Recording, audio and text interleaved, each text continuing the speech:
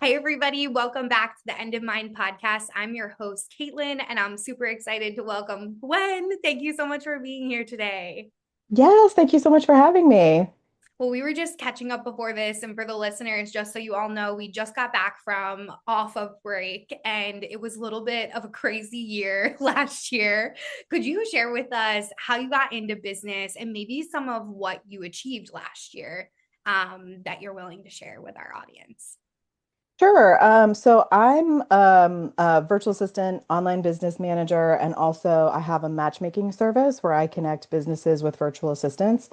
And I got into this, I've been at it for about 12 years now, almost 13. And I started out as a virtual assistant because I had a baby and I was managing a retail store at the time, and it was just like not compatible, right? Like the hours and the pay, it's like, what are we doing here? So I was really trying to find something that I could do from home, found virtual assisting, and really like it just kind of vibed, right? I could do it during nap time and before my baby got up and after my baby went to sleep, and I could do it part time and still get decent pay. And I just am good at admin stuff. I'm a good support person, and I always have been, and that's just sort of like my natural skill set. And then like as I did that for several years, I tended to get into more management positions because I like to be in charge of things and like make things run smoothly. So I just kind of dive in and make things happen. And so then I got certified as an online business manager. And then I did that for a few years, and then COVID happened. And when we had COVID, I have two kids and they were both home. They were like 4 and 7 at the time, I think.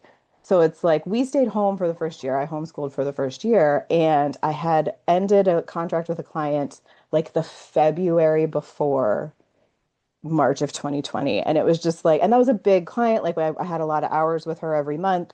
And business management work, online business manager work is pretty engrossing, right? Like you've got to like really dive into that business, understand how it works, pay attention to all the details and the big picture and manage the team and the projects and all that kind of stuff. And at the time, I just did not have the bandwidth to really like dive into another client like that, besides the fact that nobody knew what was going on. Nobody was spending any money. Everybody was just sort of braced for impact at that point. So I wanted to find something that I had already done, but could kind of package into a smaller thing that didn't require that like deep dive and like constant responsibility of the work I had been doing. And so through that time, I developed my matchmaking package that I do for clients. And I have sort of two different ones. One is sort of it's like a 90-minute kind of mastermind call where we sort of get you set up for like what do you need, what do you need to delegate, like what your systems are, what kind of person do you need to be looking for here, right? And then I have another one that's really a done for you service where we have that initial conversation about like who you need and what their role is going to be. And then I go out and do the hire for you, right? Like I post the job description to my networks and my groups and all that kind of stuff. I vet all the applicants, I do interviews, and then sort of present you with the top choices. And then I follow up once the client has made that hire, and I do some post-hire support for my client that hired and the VA so that we can, solve any communication issues and just go through systems and that sort of thing, see if we can be more efficient and on target and just sort of generally support each other. And so I did that during COVID, and I still also keep retainer clients and all that good stuff. But yeah, that's what I do. That's where I'm at. Those are the people I'm working with. It's really small business owners and small teams and team management. And then, 2025 was a year for sure. And it was definitely not all bad. I wrapped up a contract with a client that I had where I did about a year of consulting for their team management and hiring. And I managed, over the course of that year, I managed about 5 hires for that team to bring people on and train them once they were on.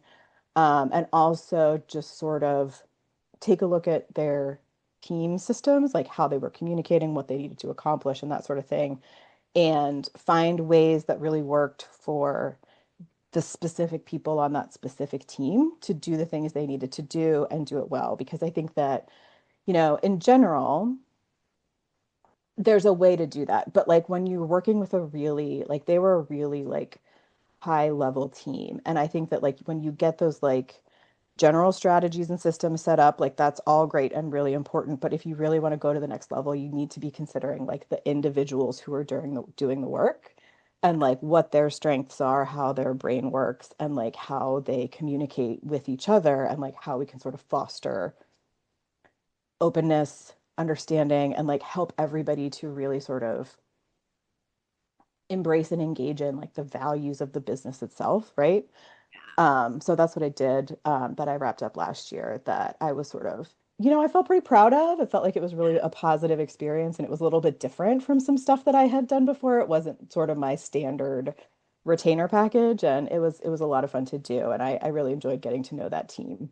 That sounds so fun. I think that that's exactly where I'm at in my business, and like many of our listeners too, what you described around having so many hours in the business and feeling like you get into entrepreneurship and then it ends up taking over your life. Even though you have set the intention, right? Like as a mom starting this, you're like, okay, I'll have more work life balance. I think all of us think that, but most of the time it ends up being the complete opposite, at least in my experience. And I love how you just created another option that you knew would be less hours, but it seems like would still be just as profitable for yourself and your company. Yeah, like in some ways more so because you can hold really strong, like when you have a small, for me anyway, this is maybe not true for everybody, but like when you have a smaller package or a smaller project, um, you understand the scope of that project in and out, right? Like there's Yeah. no like, I don't know, let's try this and let's figure it out, which is always where I get myself into trouble because I love to like try new things and figure things out. And like by the time I have a handle on what it's going to take, I've kind of already agreed to do a thing that is now like not really what I signed up to do. But I didn't Yeah. know at the beginning because, right, like businesses have one of my favorite things in working with small businesses is just like problem solving because every business is different. Every business has different needs and uses different platforms. And like, how do we get this to talk to this over here so it delivers this to the client when they need, you know what I mean? Like, I love that part of it. But so much of it is like figuring it out like as you're doing it, and like if you're not real comfortable holding a line and also like anticipating what it's going to look like at the end of figuring it out, you can dig yourself into a little bit of a hole, Yeah. Exactly. time and effort wise. Yeah.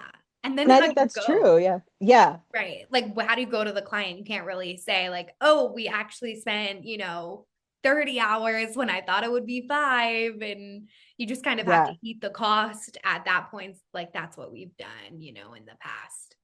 Yeah, and it's one of those things that it's like you kind of get you dig yourself into that hole and like you can apply what you learn to the next client, right? Like Yeah. that it informs your next action.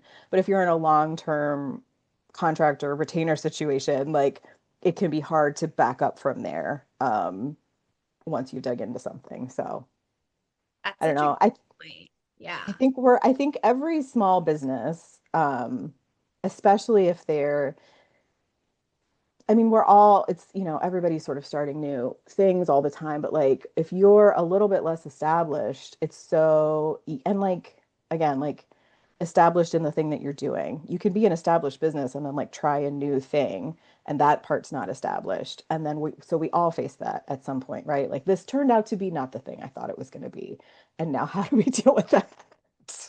Exactly. And I think so many of us entrepreneurs, like you mentioned, face that. Like, I honestly find myself in that predicament at times. Honestly, the end of this year, much similar to yourself, like we lost a lot of clients and it was just natural. A lot of them closed their doors in January. They're more like summer based businesses. So businesses just slowed down or things in their industries have shifted. Like we worked with a lot of automotive clients at the Mhm. end of last year and into 2025, and their industry completely changed overnight and no one expected that, so it was all of these anticipated reasons that I wouldn't have even right been able to forecast like for my company.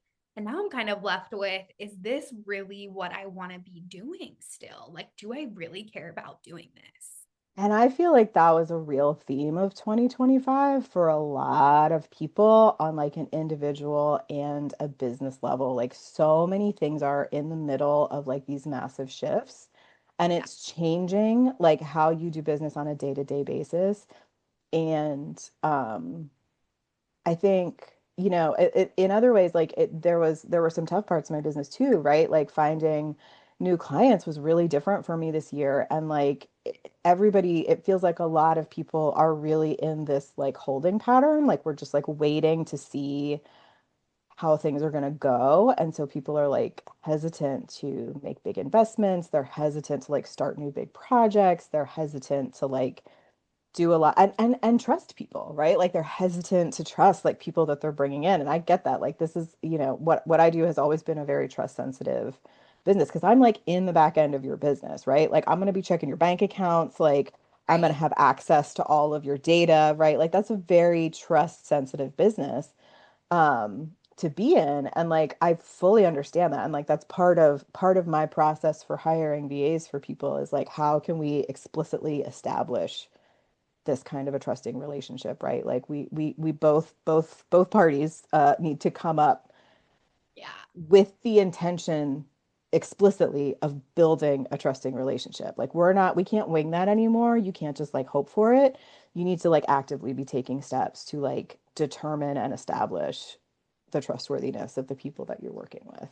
Yeah, that's such a great point. I feel like I've seen that common theme over this year too. And honestly, I would love to know like one, how you build trust with clients on initial calls, or if you have any tips around that.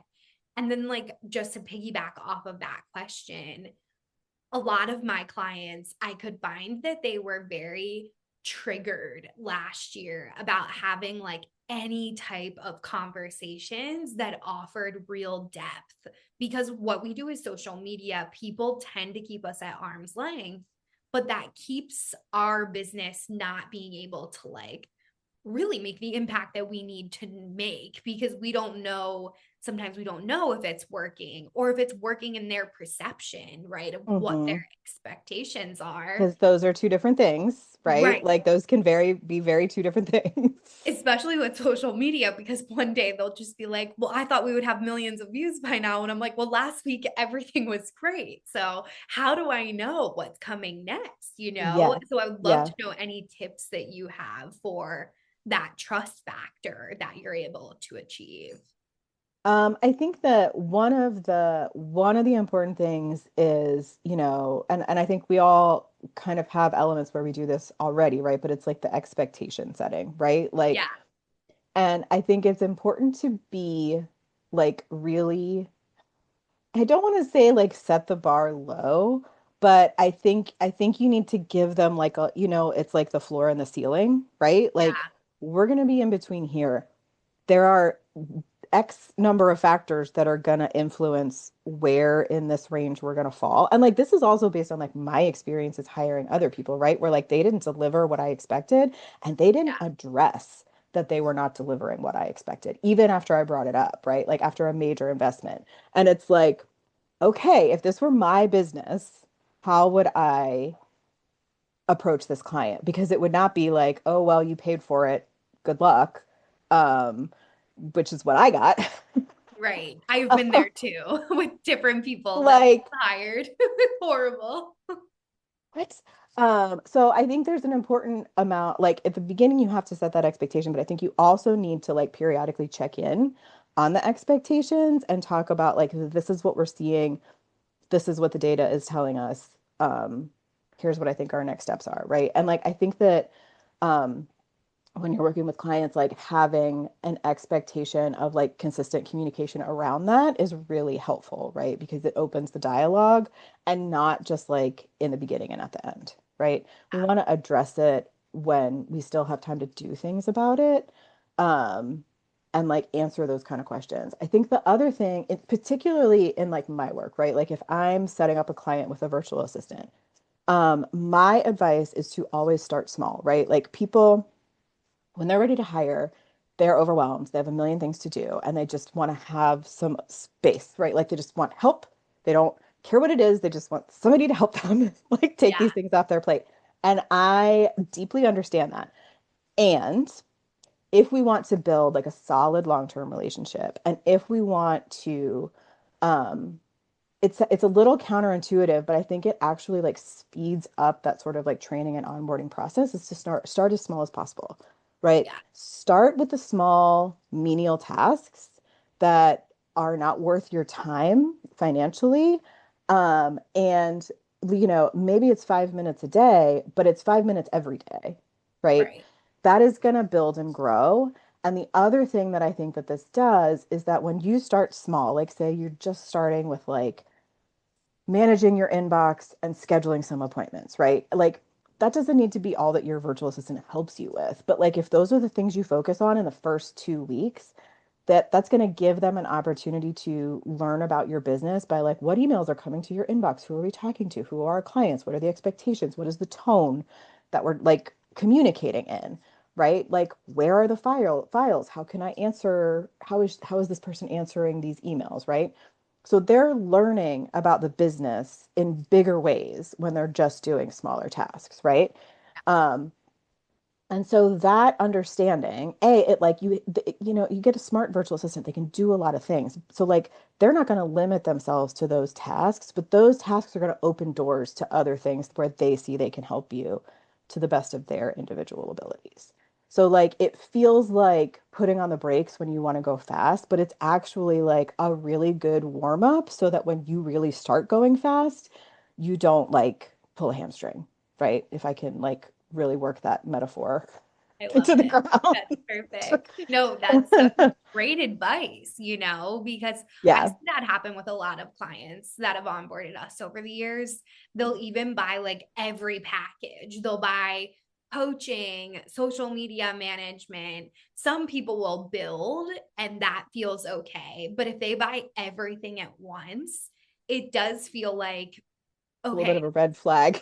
yeah, I'm like, what's going on here? Like, what questions do they think that I can answer, Right, at the end of the day? Like, what problems are they expecting me to solve? If it's cash right. flow, that's probably not just a marketing issue, as you and I both know. It's like a much greater issue at hand. Right. Like somebody like buying all of the things at one time really feels like a person on the verge of like burning their business down and like Yes. getting a 9 to 5, right? Like that's a Hail Mary pass to Yeah. try and salvage something. And like not that we all haven't had like a dark night of the business soul and like considered shutting the whole thing down. Yes. Um, but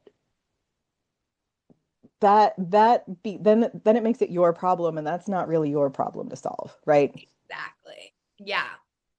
Yeah, that's such a good point. And like for our listeners too, I think when I first got into business, that was not something that I totally understood. Yeah. And then people would come back and they couldn't pay the fees of everything that we did. And I was like, well, why didn't you tell me there's a huge cash flow issue? Like maybe we shouldn't have signed on. So then you get to ask the right questions. Like you Hmm. may not say, what is your cash flow life?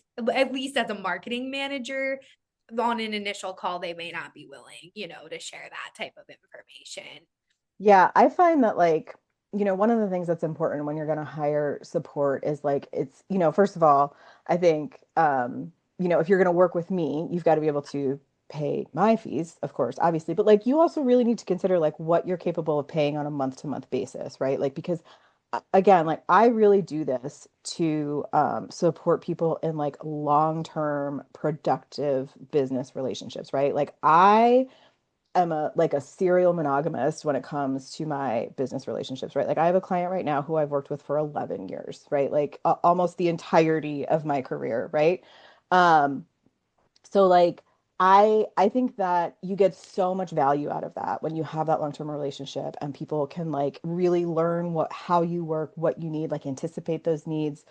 Um, but that doesn't just like magically happen. You Yeah. really have to, and like at the beginning, you have to consider like, what can I consistently pay this person, right? Because you may want like 50 hours a month of help, but you have a 10-hour a month budget, right? And that does not mean you should not get help. It just means that you should get the help you can afford. Because first Yeah. of all, I think it'll probably make more difference than you think it will. And you're maintaining that even keel instead of like banking on hoping this like sends your revenue like through the roof, right? Because I think that's another misconception about working with a virtual assistant is like people really want well, and you probably see this too because people hire you, right? Like they want to offload the marketing and the outreach and like the stuff where they're connecting with their clients. And when you're working with a virtual assistant, quite honestly, those are not the best things to No. offload, right? No. So like I have this sort of like controversial opinion that like your virtual assistant is not actually meant to bring in more revenue. That's Yeah. your job. They're there to support you so you have more time and space to do like revenue generating activities, Yeah. but it's not on them to like do that for you, particularly on like month one of learning how your business works. Yeah. Like, Such a good point. yeah, It's so so yeah, I think that people get really excited to like be able to offload things that they don't like doing, but that's not always the best use of, I don't know, skills, personality, like even just placement in the business. I think that personal brands, a lot of times, like, you get overwhelmed when you're the face of your business and everybody wants a piece of you. And like, I really get that. But I think a lot of times you set yourself up for failure when you try and offload that onto somebody who is not you. totally. I couldn't agree more. Like when we do outreach or like engagement with clients through social media platforms, the client has to be so involved, especially at the start. Yeah. Because if they're already checked out, there's no way it's going to work. And I honestly say that to them on the sales call. I'm like, there's going to be a lot of heavy lifting with DM management before Hmm. it's fully offboarded because Yeah. if not, they just won't get the results that they want. And then they're upset about it, as you mentioned. Yeah. I think a lot of business owners also think in their head, and I thought this too, oh, in a year from now, I'll be making so much. Like I won't have to do any of the tasks that I don't like doing. And I've Hmm. realized how much I actually love selling. Like that's one of my favorite things is like the client facing, the Zoom Hmm. calls. I hate like the proposal management. Like I have two Yeah. proposals I need to send out. Like I keep putting it off, you know? It's like, and then it's like, why am I doing that? I'm like almost pushing away money and Hmm. time, right, to like convert a Hmm. client. So Hmm. I've realized in that sense that I love selling. I honestly Hmm. think if you're a business owner, I would love to know your opinion on this. I feel like if you don't like selling, you probably shouldn't be in business because it's just going to be really hard to out train that, you know? Yeah, I think it's a problem. And like as someone who does not particularly love selling, Right. um you like you have to be able to push past that, right? And like and the thing is it's like you build a business because you want to like build a life you love and a job you love and like that can all be true and you still have to do things you don't like, right? Yes. Like Right. that's just like I would love for you to only be able to do the things that you love to do, but like I think that's a little bit of a lie we tell ourselves on social media. Yeah. And I think also like ethically, I don't think that's a great way to think about hiring a team, is that they're just there to do all your grunt work and you get to go live a fabulous life. Um, Right. How horrible would we feel like we're like in the I Bahamas have and the had team is like clients, working so hard. I have had clients like that, and it's just like, what are we doing Wow. here, guys? Yeah. Like, hello. So yeah, I think yeah, I think it's interesting, sort of like circling back to the beginning of the conversation. It's like you start this business and you don't you create and recreate things that like are like stories you're telling yourself in your mind that you're not aware of are a stories, like and also like you're not even necessarily aware that you're like recreating that thing. Like you think you're just going out and doing the thing, but like you have to really be able to kind of look at your motivations and also look at like the outcomes that like investing in those motivations is really delivering for you. And like And we all do it. Like I'm not like here saying like other people are doing this and I'm not, like very much no. We all do this. Right. But you have to be willing to look at it, I think. I think that entrepreneurship is just, I mean, it is a department store dressing room mirror that you have to look at sometimes and be able to sort of take in the what's being reflected back at you. Yeah, yeah. I couldn't agree more. I actually feel like now my business, it's weird. It can like fortune tell. It's like we have to slow down because life is about to life. So like don't complain because everything's slowing down for a Yeah, reason, you know? yeah, I think we rack our heads like, is it if am I doing something? And if you're at yeah. that stage of entrepreneurship, you understand the self-awareness it takes to be successful, you And know? if you are an entrepreneur and like you have been successful, like of course you have this idea that like everything is within your control, right? Like because you're a person who goes out and makes things happen, right? That's sort of like the spark of people getting into entrepreneurship from the very beginning, right? Is like you are a person who can make things happen. And like that can be the truest statement ever, and there will still be things that are outside of your control, right? Like it's just we have to submit to the universe. Yeah, yeah. It's like this balance of reality and dreaming. Yeah. Like I have so many coaching clients that will come to me and they're like, how much do I like manifest? Because then social media, as you mentioned, will take over. So they'll be like, can I just like manifest my way out of this? And I'm like, well, it still takes action. Look, we still have to like get up out of bed every day. We can't just be Right. meditating under the sheets and thinking Right. that will just create millions. I mean, I won't lie and say I still don't do that because I think that there may be some power 5 minutes a day in like Yeah. setting that the funness back in life Mhm. because it can Yeah. feel really mundane like when you're in Yeah. business. I think it can feel Yeah. very dark at times, Yeah. especially lonely.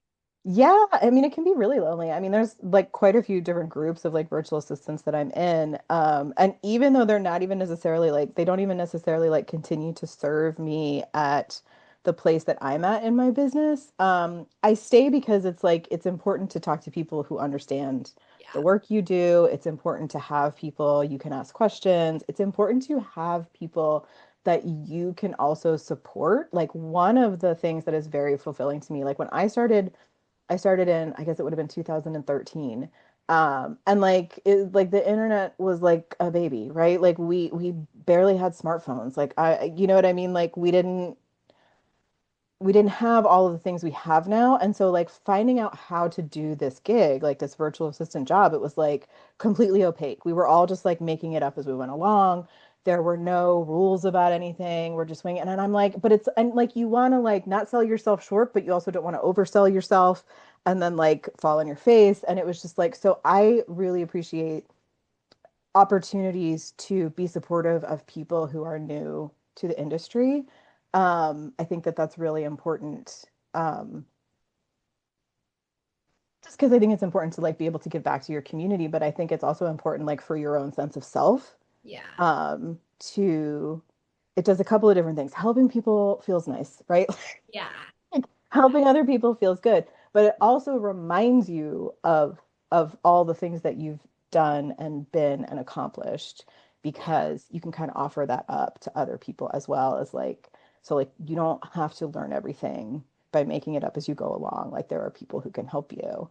And it's like a privilege to be in a position to be able to like support people that way. Like it just gives me the warm fuzzies all the time. Yeah, I couldn't agree more. I love that part of being in business and seeing other people thrive and, be excited and like have Yeah. all of these great ideas and you want to help. And that's Hmm. exactly what you're able to do through your service, through helping Hmm. them also like maintain balance, as we mentioned Hmm. throughout this episode. I Yeah. think it's really about that scale, like whether it's reality and dreaming, right? Or time and the commitment of time that you want to have to your family. So this was so great. Thank you so much. I had such a great Yeah. conversation with you. Can you tell us how to stay in touch with you, what we can look for, or anything else that you want to share with us in like parting? words.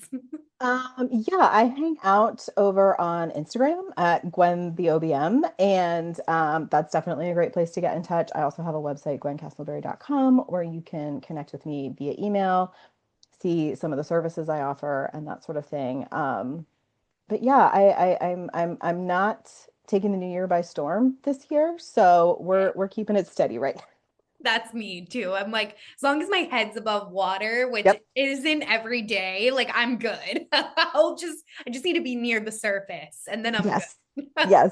Yes, yes, yes. It is not a new year, new me. It is new year, same me, same trajectory. Yes, I love it. Thank you so much. Thanks so much, Glenn. This was such a great conversation. We will definitely all be following you on Instagram, staying in touch. Thanks so much for listening. Yeah, thanks so much for having me.